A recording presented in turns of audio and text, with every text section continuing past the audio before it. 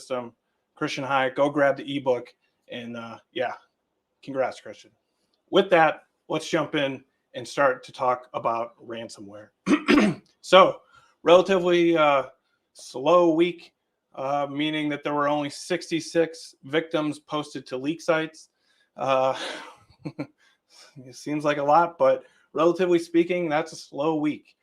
Lockbit, the busiest group. There's been a lot of, even if you've been following along on these weekly briefs, been a lot of questions around Lockbit. They were taken down multiple times over the past year. Most recently, the leader of Lockbit, Lockbit Sup is his name. His identity was revealed. He was indicted, and the U.S. government and other governments as well put out a reward for any information leading to his arrest. So they were taken down. The FBI in the UK seized their leak site and a bunch of their infrastructure in February, and they spun up leak sites again. But what they were mainly posting when they brought those websites back online, the things that they were mainly posting appeared to be reposts. So victims that they had attacked previously, they were just reposting them. So everyone thought, well, they're just trying to put up a front and show that, hey, we are active and we are successful. Everyone thought they were dead, but they are not. Most recently, last week, London Drugs, a Canadian-based company, fell victim to Lockbit. It's a confirmed Lockbit ransomware event. So they are up and moving. They're doing it. They are ransoming networks. They're back at it. So take it with a grain of salt. But Lockbit posted 17 victims to their leak site last week. Yeah. So if you don't know, we do put out a ransomware analysis every Monday. There's a link in the descriptions and comments if you're interested in checking that out. But that's ransomware. Relatively slow week with 66. And I guess Lockbit's back. What are you going to do? In other news, Snowflake. So there was a post on a dark web, well, actually a leak site, claiming to have data on Santander Bank, which I believe is based in Spain. Also, Ticketmaster has had a breach, which they confirmed. Both Santander and Ticketmaster confirmed that they did have breaches. This is attributed to, well, the threat actors that are selling the information is a group known as Shiny Hunters. Shiny Hunters is the threat actors known for breach forums, websites. In the past, they've been known to basically be brokers for threat actors who have data sets that want to sell them. Shiny Hunters will help them and basically be a middleman for that sale. But they are the ones behind the breach forums websites. They've been around for quite some time now, and they're the ones that are selling this Santander and Ticketmaster data. Shiny Hunter says that it's due to Snowflake. So Snowflake has said that there has been no data leakage related to the Ticketmaster and Santander breaches, but they basically deny it.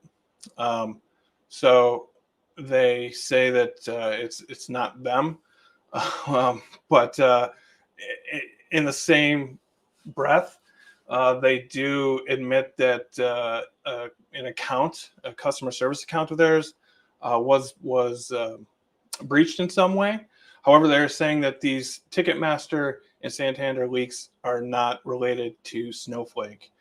It's so here we go here. So the group was then able to sign into Snowflake employees' ServiceNow account using stolen credentials. Excuse me. So yeah, so they do admit that there were some sort of incident with credentials from an employee, Snowflake employee. Shiny Hunters, here we go. Shiny Hunters had told Information Week that all of these breaches stem from the hack of a single vendor, Snowflake.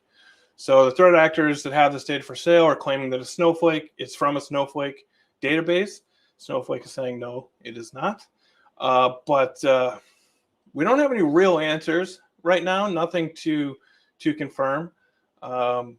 But Shiny Hunters, for all intents and purposes, is pretty reputable. They've been known to hit on and attack large companies. They've done it a number of times. This link, as well as the one we're just looking at, is available in the description if you would like to look at these. But Shiny Hunters is somewhat reputable, and they've gotten data from some big companies. So in the past, Shiny Hunters has breached or leaked the data for numerous companies, including Wattpad, Tokopedia, Microsoft's GitHub account, and a couple of others. So long story short, Shiny Hunters, usually when they say that they have it and that it comes from a specific place, for the most part, they're telling the truth. The big example here in the Bleeping Computer article is the stolen data of 73 million AT&T customers. The company repeatedly denied that happened until later on in 2024. AT&T finally confirmed that the data was legitimate and that they indeed had suffered a breach. So Shiny Hunter saying Snowflake, Snowflake saying it's not us. Who do you want to believe? It's up to you. The other big thing is recall from Copilot. From Copilot Plus, which is Microsoft's new AI offering. So Microsoft announced this quite a bit ago, maybe a week or so ago. And ultimately what recall is recall takes a screenshot of your machine every 5 seconds and puts it into basically a learning model that runs on the device itself. So when Copilot was announced, well, Copilot Plus PCs are the new hardware devices from Microsoft. These are a little bit different. They have a CPU, they have a GPU, but what's new is they have an NPU, a neural processing unit, which is meant to process, just like it sounds, AI and machine learning processes on the device. So the thought there is that it's related to privacy, so that any information that's being used to train models isn't necessarily being sent off into the cloud or to some other device, some other third party. So the NPU is meant to process machine learning activities directly on the device.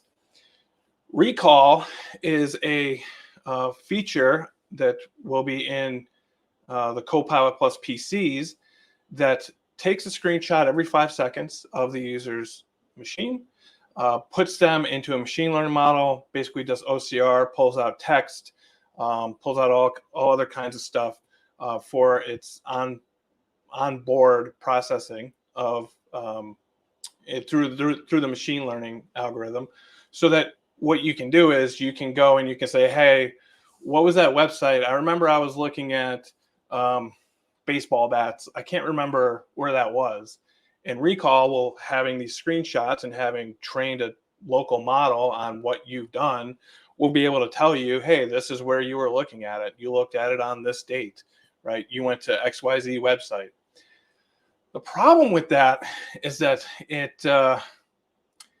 it's not great for security or privacy. So these screenshots are saved in a user's local machine, or I'm sorry, local folders. So the user app data folder, one is taken every 5 seconds. It is processed through the NPU, and then the information that the NPU pulls out of it is put into an SQLite database, which of course is stored on the machine. The screenshots as well as the database are accessible in the user's app data folder, which means that if you are the user or if you gain access to the user in some way, it will be visible. So if we're threat actors and we compromise a user in some way, we can simply view those screenshots and view the data that was pulled out of those screenshots.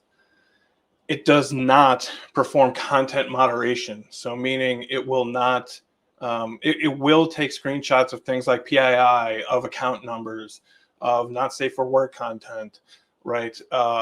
it does not moderate the content of the screenshots it is taking, which of course is a huge privacy issue, number one.